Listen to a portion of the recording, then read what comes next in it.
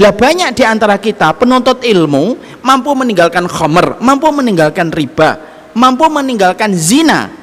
Kita mungkin tidak pernah membunuh sepanjang hidup kita.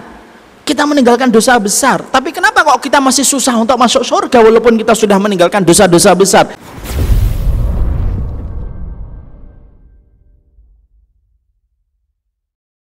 Lalu Ali bin Abi Thalib melanjutkan, para penduduk surga itu hati mereka kaya.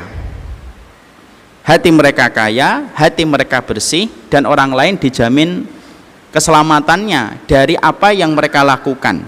Ketika orang-orang beriman di sekitarnya itu mendapatkan keselamatan dari para penduduk surga. Karena penduduk surga itu apa? Hati mereka kaya dan hati mereka bersih.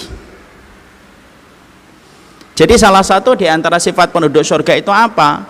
Orang yang menjadi karakter penduduk surga itu adalah orang yang senantiasa memperhatikan penampilan hatinya sebelum mereka memperhatikan penampilan fisiknya. Tidaklah para sahabat ibu, mereka dijamin surga itu bukan karena banyaknya sholat.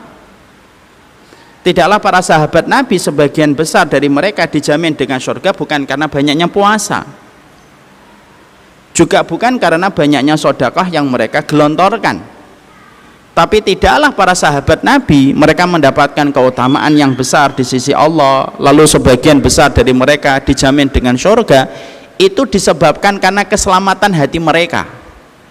Karena mereka itu adalah satu kaum yang paling banyak menjaga hatinya, jauh lebih banyak daripada menjaga apapun yang mereka miliki pada kehidupan. Karena orang yang terjaga hatinya adalah orang yang paling besar. Transaksi perniagaan mereka dan perdagangan mereka kepada Allah, perniagaan yang paling mahal disifati oleh Allah dan dibeli oleh Allah itu adalah ketika hati seorang mukmin dalam kondisi yang bersih dan mereka dalam kondisi yang sehat di dalam kehidupan mereka. Ini menjadi jawaban dari sebagian pertanyaan kita. Kenapa ya ada orang banyak sholat tapi belum tentu meninggalnya husnul khotimah? Kenapa ada teman saya ketika banyak puasa tapi meninggalnya belum tentu husnul khotimah? Tapi terkadang kita menjumpai orang yang biasa, terkadang amalan ibadahnya biasa, amalan sunnahnya juga terasa biasa, tapi ternyata mereka meninggal dalam kondisi husnul khotimah. Kenapa? Mungkin amalan dohirnya biasa, tapi yang memukau dan mempesona itu bukan amalan dohirnya, tetapi adalah amalan hatinya. Berapa banyak manusia yang mereka mempesona di dalam amalan ibadahnya dan amalan dohirnya, tapi mereka itu rusak di dalam amalan hatinya ketika hatinya tidak mampu mendatangkan keselamatan bagi urusan kaum muslimin. Dan ini menjadi satu masalah yang kita harus paham. Sunnah yang diajarkan oleh baginda Nabi dan sunnah yang diikuti oleh para sahabat Nabi itu adalah sunnah yang mengajarkan setiap orang yang memahami tentang sunnah itu adalah orang yang memperhatikan hatinya dulu sebelum mereka memperhatikan penampilan fisiknya. Karena apa? Itulah yang disaksikan oleh para sahabat dan itulah yang disaksikan oleh para tabi'in. Makanya ada sebuah percakapan yang sangat indah ini. Sufyan bin Dinar. Sufyan bin Dinar ini salah satu ulama tabi'in. Lalu dia bertanya kepada Abu Bishr. Ibu-ibu tahu Abu Bishr? Abu Bishr itu muridnya Ali bin Abi Thalib. Ya, yang mengatakan kalimat yang sedang kita pelajari ini. Sufyan bin Dinar mengatakan kepada Abu Bishr, wahai Abu Bishr, kenapa para sahabat itu mereka mendapatkan keridhaan dari Allah? Sebagian besar dari mereka itu mendapatkan surga. Ya. Maka kemudian dikatakan oleh Abu Bishr, sesungguhnya para sahabat itu sedikit amal dalam ibadah zahirnya, sedikit amal dalam ibadah zahirnya, tapi mereka mendapatkan pahala yang banyak. Lalu Sufyan bin Dinar ngomong, loh kok bisa amalannya nggak banyak tapi pahalanya besar? Maka Abu Bishr kemudian berkata, karena sesungguhnya mereka memiliki satu amal yang menjadikan mereka mendapatkan pahala yang besar di sisi Allah. Apa itu? Kata Sufyan bin Dinar, yaitu selamatnya hati mereka dari urusan kaum muslimin. Ini memberikan petunjuk kepada kita, ibu. Kualitas kita di dalam mengikuti sunnah bukan hanya kelihatan dari cingkrangnya celana bagi laki-laki semacam saya. Kualitas sunnah yang kita ikutin bukan hanya menjadikan kita berkualitas di dalam hijab yang kita kenakan. Bukan ustadz yang kita ambil ilmunya siapa. kalau ngikutin ustadz ini sunnah, kalau nggak ikut ini nggak sunnah. Bukan itu. Tapi sesungguhnya barometer sunnah pada kehidupan kita, kalau kita merujuk kepada Abu Bishr, muridnya Ali bin Abi Thalib, ketika berjumpa dengan Sufyan bin Dinar, maka sesungguhnya tidak ada perkataan yang disampaikan Abu Bishr kecuali satu, amalan para sahabat itu sedikit tapi pahalanya besar. Kenapa? Karena selamatnya hati mereka terhadap urusan kaum muslimin. Ini loh Bu yang terkadang menjadikan kita memahami kenapa ada orang tampaknya biasa tetapi diwafatkan dalam kondisi husnul khatimah. Maaf ya, saya ambilkan sebuah contoh, nanti dicek di YouTube. Ibu pernah melihat ada seorang bapak-bapak di satu masjid, masjidnya bukan masjid besar, masjid kecil. Dia sholat asar, penampilannya biasa Bu, memakai baju biasa, memakai celana biasa. Dan maaf, pemilihan madhab atau pemilihan pendapat tentang masalah celana beda dengan saya. Kelihatan itu di CCTV yang terekam, yang diupload di YouTube. Celananya menutup mata kaki, walaupun saya tidak memilih pendapat itu. Lalu sholatnya biasa Bu. Ketika berkumandang iqamat sholat asar, beliau pun tidak masuk shaf yang pertama, beliau masuk shaf yang kedua. Ini saya perhatikan detail videonya. Dia masuk shaf yang kedua, sholat asar. Ketika rakaat yang pertama berjalan normal, rakaat yang kedua ketika beliau lagi sujud, lalu imam melanjutkan untuk berdiri untuk bangkit dari sujud, melaksanakan tahiyat awal, beliau tidak bangkit dari sujudnya sampai akhirnya ketika selesai jamaahnya geger, dicoba untuk digoyang, beliau jatuh dan ternyata beliau meninggal dunia. Banyak pemilihan yang beliau pilih di dalam sholat berbeda dengan saya. Ketika sholat sunnah beliau tidak pakai sutroh. Saya memegang pendapat kalau sholat sunnah atau sholat sendirian harus ada sutroh.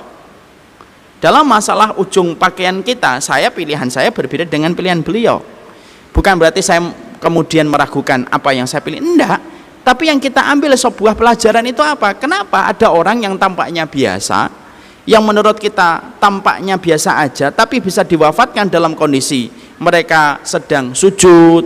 Ada yang diwafatkan ketika sholat tarawih 2 tahun yang lalu, puasa Ramadan. Kenapa bisa semacam itu? Mungkin amalan dohirnya biasa, tapi mereka memiliki amalan hati yang bersih. Mereka mungkin tidak hasad, mereka tidak pernah suudzon, mereka tidak pernah berprasangka yang buruk, mereka tidak mau ngurusin orang kecuali menginginkan kebaikan dalam diri mereka. Maka amalan mereka yang terjaga, ketika terjaganya hati dari urusan kaum muslimin yang banyak, lalu terjaga hati mereka, itu loh amalan yang sedikit tapi pahalanya itu meraup banyak di sisi Allah. Kadang-kadang maaf kita selalu memperhatikan penampilan dohir, dan itu penting. Bukan berarti setelah ini kita nggak menampilkan penampilan dohir. Kenapa nggak pakai jilbab Pak? Yang penting hatinya, nggak juga gitu. Tapi yang kita perhatikan itu adalah bagaimana penampilan hati. Jangan sampai apa yang kita perhatikan pada penampilan dohir kita melupakan kulturnya sunnah yang diajarkan oleh para sahabat. Para sahabat itu mereka mulia, itu bukan karena sholatnya saja, bukan karena sodakohnya. Tapi ketika Abu Bishr nanya kepada Ali, kepada Sufyan bin Dinar nanya kepada Abu Bishr, jawaban yang disampaikan oleh Abu Bishr itu apa? Hatinya para sahabat itu salim, hatinya para sahabat itu bersih. Makanya mereka berkomitmen untuk menjaga hati mereka itu lebih banyak daripada menjaga urusan yang lain. Karena mereka tahu tidak ada anggota tubuh kita yang dijadikan spotlight oleh Allah, dilihat oleh Allah, fokus oleh Allah ngelihat, kecuali yang dilihat oleh Allah itu apa? Hatinya. Dan ada satu riwayat yang sangat terkenal yang sering kita dengarkan dari banyak ustadz, innallaha la yanzuru ila suwarikum wa la yanzuru ila ajsadikum walakin yanzuru ila qulubikum. Sesungguhnya Allah itu tidak melihat kepada jasadmu, Allah tidak melihat kepada penampilanmu semata, tetapi Allah itu melihat hatimu. Dan banyak di antara kita yang melupakan bagaimana selamatnya hati kita dari urusan kaum muslimin. Makanya ketika Imam Syafi'i rahimahullahu ta'ala, beliau ditanya, apa yang bisa menyebabkan kami husnul khatimah wahai Imam Syafi'i? Imam Syafi'i tidak menyebutkan sholat tahajud tanpa menafikan keutamaan sholat tahajud. Imam Syafi'i tidak menyebutkan puasa sunnah yang banyak tanpa menafikan puasa sunnah yang banyak. Tapi Imam Syafi'i ketika ditanya apa rahasia supaya kami bisa wafat dalam kondisi husnul khotimah, maka jawaban dari Imam Syafi'i sederhana. Jagalah hatimu untuk tidak banyak berprasangka kepada manusia. Itu yang disampaikan Imam Syafi'i. Makanya di antara sifat dan karakter yang disampaikan oleh Ali bin Abi Thalib kepada Hammam itu apa? Hatinya penduduk surga itu bersih. Mereka itu bersih. Makanya upaya untuk membersihkan hati ini termasuk perkara yang besar, Ibu. Dan maaf ya, maaf sekali. Ternyata hari ini kita sudah mulai banyak menjumpai ilmu medis. Ilmu medis itu kan sifatnya berubah-ubah sesuai dengan penelitian. Maaf ya, jangan dipandang ilmu medis itu ilmu pasti. Enggak. Kalau ilmu pasti, kenapa kok hari ini masih banyak penelitian, tesis? Karena memang pada dasarnya ilmu medis itu berkembang sesuai dengan tingkat penelitian yang mereka peroleh dan mereka dapatkan dari setiap pola yang terjadi pada kehidupan manusia. Itu ilmu medis. Dan ilmu medis itu sekarang sudah bisa mengeluarkan sebuah statement. Ternyata penyakit itu erat kaitannya dengan apa yang ada di hati dan apa yang terjadi pada jiwanya. Itu lebih cenderung, itu lebih besar potensi menimbulkan penyakit daripada pola hidup yang lainnya. Bahkan pola pikir itu lebih besar memberikan kontribusi penyakit daripada pola makan. Pola pikir itu yang mencetuskan penyakit 80%, yang 20% itu datang dari makanan. Dan ternyata kita akhirnya mengetahui dari dunia medis itu banyak sekali penyakit yang ditimbulkan itu apa? Dari hati. Dari penyakit dendam, dari penyakit suudzon, dari penyakit untuk selalu ingin didengar dan akhirnya riak dalam setiap hidupnya, itu ternyata berpotensi untuk menimbulkan penyakit. Selama ini kita hanya diberitahu dan hanya kita mengetahui bahwasanya penyakit hanya ditimbulkan dari pola makan. Memang betul pola makan itu termasuk salah satu di antara pencetus penyakit. Tapi yang paling besar memberikan kontribusi penyakit pada kehidupan kita itu bukan dari pola makan, dari pola pikir. Dan pola pikir itu biasanya datang dari hati. Kalau hatinya bersih akan menciptakan pola pikir yang positif. Kalau hatinya kotor maka menciptakan pola pikir yang negatif. Makanya kita akhirnya mendapati ada satu hadis yang terkenal kan, yang sering kita dengarkan, ala inna fil jasadi mudghah fa idza salahat salahatil amala kullaha fa idza fasadat fasadatil amala kullaha. Makanya kita menjumpai satu riwayat yang disampaikan Nabi, sesungguhnya di dalam tubuh kamu ada segempal daging. Kalau dia sudah benar, yang lainnya akan jadi benar. Kalau dia rusak, yang lainnya pun akan menjadi rusak. Dan itu ditentukan oleh hati kita. Makanya Masya Allah akhirnya berkaitan. Orang yang beriman, orang yang mereka itu menjaga hati. Mereka selalu tundukkan hatinya sebelum mereka melakukan perkara apapun. Lah banyak di antara kita penuntut ilmu mampu meninggalkan khamr, mampu meninggalkan riba, mampu meninggalkan zina. Kita mungkin tidak pernah membunuh sepanjang hidup kita. Kita meninggalkan dosa besar. Tapi kenapa kok kita masih susah untuk masuk surga walaupun kita sudah meninggalkan dosa-dosa besar? Karena yang kita tinggalkan baru dosa-dosa fisik. Tetapi kita tidak pernah berkomitmen untuk meninggalkan dosa-dosa batin yang dilakukan oleh hati kita. Suudzon, balas dendam, dendam kesumat, yang lainnya itu yang mempengaruhi pada kondisi hati mereka. Makanya kata Ali, hatinya para penduduk surga itu bersih. Saking bersihnya orang itu selamat dari apa yang mereka lakukan karena mereka memiliki hati yang bersih. Orang mukmin selamat dari penilaian, selamat dari suudzon mereka, selamat dari perkataan mereka, selamat dari cemooh mereka, selamat dari penodaan kehormatan oleh mereka. Itu salah satu sifat penduduk surga. Makanya kalau kita betul-betul hidup sama penduduk surga, Bu, kok kita punya tetangga sama penduduk surga, itu melebihi apapun kenikmatannya. Kenapa? Karena kita akan selamat dari penilaiannya, selamat dari pandangannya, selamat dari sikap apa yang ada pada hati mereka ketika mereka betul-betul dinobatkan sebagai penduduk surga sebagaimana yang dikatakan oleh Ali. Makanya para sahabat itu kalau malam apa yang mereka kerjakan kan, sebagaimana keterangan dari Anas bin Malik Yang sering saya sampaikan, para sahabat itu kalau malam apa yang mereka kerjakan? Mereka itu menjaga hatinya dulu. Makanya kita akhirnya mendapati apa yang diriwayatkan dari jalurnya Anas bin Malik tentang seorang laki-laki yang diberitakan oleh Nabi sebagai penduduk surga. Dari situ, dari riwayat itu ada riwayat Abu Dhamdham. Ibu tahu riwayat Abu Dhamdham? Riwayat Abu Dhamdham ini seorang sahabat yang dia tidak punya uang untuk berinfak. Akhirnya yang dilakukan oleh Abu Dhamdham itu apa? Yang dilakukan oleh Abu Dhamdham adalah dia mengikhlaskan kalau ada orang yang mendolimi dia, dia ikhlas dan dia ridho sebagai bentuk sedekah dia kepada orang yang mendolimi dia. Makanya akhirnya disinilah kita akhirnya mengerti bahwasanya salah satu di antara puncak kita, komitmen kita ngikutin sunnah itu bukan hanya lewat hijab yang kita lakukan, bukan hanya kitab yang kita pilih, Al-Usul As-Salasah, Riyadhus Shalihin, Kitabut Tauhid, bukan hanya itu, tapi muara dari perjalanan semua ilmu yang kita peroleh ketika kita komitmen mengikuti sunnah yang ditinggalkan oleh Nabi, bagaimana menjadikan hati kita ini loh, urusan kaum muslimin itu selamat dari hati yang kita miliki setelah kita itu menyelami setiap ilmu yang kita dapatkan di tempat-tempat ilmu. Dan inilah komitmen para sahabat dulu. Makanya kata Fudail bin Iyad di dalam kitab Jami'ul Ulum wal Hikam itu mengatakan, orang itu tidak akan bisa mengejar kami, kata Fudail bin Iyad. Orang-orang setelah kami, Fudail bin Iyad ini tabi'in, hidup setelah masa para sahabat. Beliau mengatakan, orang itu setelah kami, termasuk kita setelah Fudail bin Iyad, dikomentari oleh Fudail bin Iyad, orang-orang setelah kita tidak akan bisa mengejar kita dengan puasa, tidak akan bisa mengejar kita dengan sedekah, tidak akan bisa mengejar kita dengan sholat, tapi sesungguhnya mereka itu bisa mengejar kami dengan dua. Satu, kata Fudail bin Iyad, yaitu bagaimana murahnya hati mereka terhadap urusan kaum muslimin dan selamatnya mereka kepada urusan kaum muslimin. Makanya inilah yang menjadikan akhirnya kita bisa mendapatkan bahwasanya salah satu ciri khasnya penduduk surga itu apa? Mereka tidak pernah punya beban atas urusan orang lain, Ibu.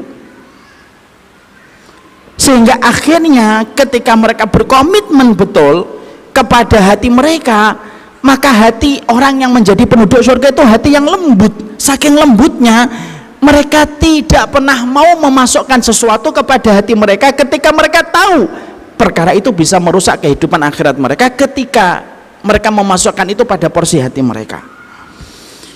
Maka inilah yang menjadikan akhirnya pekerjaan berat kita ngikutin sunnah itu di sini. Kalau kita mengikuti sunnah, bagaimana sholatnya kita sebagaimana sholatnya Nabi, insya Allah mudah selama kita tidak taklid buta terhadap apa yang kita pelajari. Kalau kita pingin supaya umroh kita sesuai dengan sunnah, insya Allah tidak susah. Selama ibu mau mendengarkan ustadz yang menyampaikan dalil, ibu akan mengikuti dan akhirnya ibu akan mengetahui bagaimana umroh yang sunnah. Tapi menjaga hati ini merupakan pekerjaan seumur hidup, dimana inilah yang menjadikan kita bisa memahami amalan para sahabat sebagaimana yang dikatakan oleh Ali bin Abi Thalib. Ali bin Abi Thalib itu mengatakan sesungguhnya penduduk surga itu hati mereka itu kaya, hati mereka itu bersih. Saking bersihnya hati mereka, mereka itu selamat, orang-orang di sekitarnya itu selamat dari perkataan dan perbuatan mereka. Makanya Masya Allah Ibu, kalau ada di antara kita masih membenci sebagian muslim dengan muslim yang lainnya, hate is heavy loh, benci itu berat, akhirnya banyak penyakit yang timbul. Maaf ya, ini saya kemarin beberapa hari yang lalu melakukan safar, ketemu dengan para ustadz, salah satunya ada Ustadz Zaidul juga. Saat itu kita mendapati ada sebuah terapi kesehatan, terapis kesehatan itu cerita sama kita, ternyata ada satu penyakit Ibu yang didapatkan orang rata-rata ketika dia mempelajari pola-pola penyakit itu selalu ada hubungannya dengan penyakit hati, selalu ada hubungannya dengan penyakit hati, entah itu dendam, entah itu kemarahan, emosi yang memuncak, ketidakridhoan, bahkan maaf ya sampai hutang pengasuhan ketika mereka itu dendam sama orang tuanya ketika merasa orang tuanya tidak memberikan yang terbaik untuk dirinya atau merasa orang tuanya pilih kasih terhadap dirinya. Ternyata pola penyakit itu selalu ada hubungannya dengan persoalan hati yang tidak selesai. Makanya saya teringat kepada Imam Ibnu Qayyim. Imam Ibnu Qayyim ini seorang ulama tapi juga seorang tabib. Maka Imam Ibnu Qayyim itu ternyata kalau mendiagnosa pasien yang datang kepada Imam Ibnu Qayyim, Imam Ibnu Qayyim itu selalu tanya dulu sebelum mendiagnosa fisiknya. Selalu beliau tanya, apa yang sedang kamu rasakan? Apakah kamu dolim sama seseorang? Ataukah kamu didolimi sama orang sampai menimbulkan dendam pada dirimu? Ada enggak orang yang kamu merasa marah dan emosi ketika membicarakan dia? Itu selalu ditanyakan Imam Ibnu Qayyim dulu sebelum Imam Ibnu Qayyim menentukan bagaimana mengobati penyakitnya. Kenapa kok hatinya dulu? Karena hati ini kalau sudah baik semuanya jadi baik, Bu. Makanya kalau hati sudah kotor, setiap darah yang dipompa oleh jantung membawa aura yang negatif. Jadilah berbagai macam penyakit. Kenapa? Semua bagian tubuh kita dari syaraf sampai darah itu semuanya itu di bawah kepemimpinan hati. Dan Nabi sudah menyampaikan dalam bentuk yang sangat clear, jelas. Nabi itu mengatakan kalau hatimu baik semuanya baik, kalau hatimu buruk semuanya pun akan jadi buruk. Makanya ketika kita mengambil hadis ini untuk kita terapkan pada dunia kesehatan, maka akhirnya kita bisa menilai, oh berarti kalau saya hatinya bersih, maka seluruh darah yang dipompa, syaraf yang bergerak, jantung yang berdegup, lambung yang kemudian juga bekerja, itu semuanya baik. Kenapa? Karena rajanya baik. Tapi ketika rajanya tidak baik, darah yang dipompa membawa aura yang negatif, pikiran menjadi berlebih-lebih, dan itulah yang akhirnya menjadi pemicu penyakit. Makanya akhirnya perkara yang penting ketika kita belajar dari apa yang dikatakan oleh sahabat Ali kepada Hammam hari ini adalah komitmen sunnah kita ketika kita berjalan untuk mengikuti baginda Nabi dan para sahabat, diukur bagaimana keselamatan hati kita. Maafin orang, Bu, karena sesungguhnya salah satu di antara pintu surga itu memaafkan. Makanya saya tuh akhirnya pernah penasaran ketika lagi membahas The Homeland of Solihin Samilah series yang kelima, saya tuh sempat ngomong sama tim saya, kenapa ya salah satu pintu surga itu kok memaafkan? Pintu surga itu kan ada 8, ada pintu sholat, pintu puasa, pintu sodaqah, pintu jihad, pintu aiman yang dimasuki surga 70.000 orang tanpa hisab. Ada pintu ridho, ada pintu tobat, ada pintu memaafkan dan menahan marah. Ternyata akhirnya di dalam dunia kesehatan saya cari, saya ubek-ubek di website, saya explore ke banyak website itu. Ternyata hampir 70% penyakit, baik mental illness ataupun penyakit fisik, itu ada kaitannya dengan emosi yang tidak tuntas dan dendam yang tidak pernah terselesaikan, baik kita sadar atau tidak sadar. Makanya akhirnya pantas kalau Allah memberikan salah satu nama pintunya surga, salah satu nama pintu surga itu apa? Menahan marah, lalu memberikan maaf. Kenapa kok sampai dijadikan merupakan salah satu nama pintu surga? Karena dampak kebaikan yang didapatkan begitu besar. Kalau ibu dan saya mampu mengatur emosi lalu memaafkan orang, maka bukan hanya dunia yang kita beres, surga pun akan diberikan oleh Allah kepada kita. Maka akhirnya cara kita berpikir adalah kalau surga sudah diberikan kepada mereka yang menahan marah lalu memaafkan, urusan dunia yang harganya jauh lebih recehan daripada surga itu pantas didapatkan oleh mereka ketika surga sudah mereka peroleh, ketika mereka mampu memenuhi perintahnya Allah. Ini penting sekali.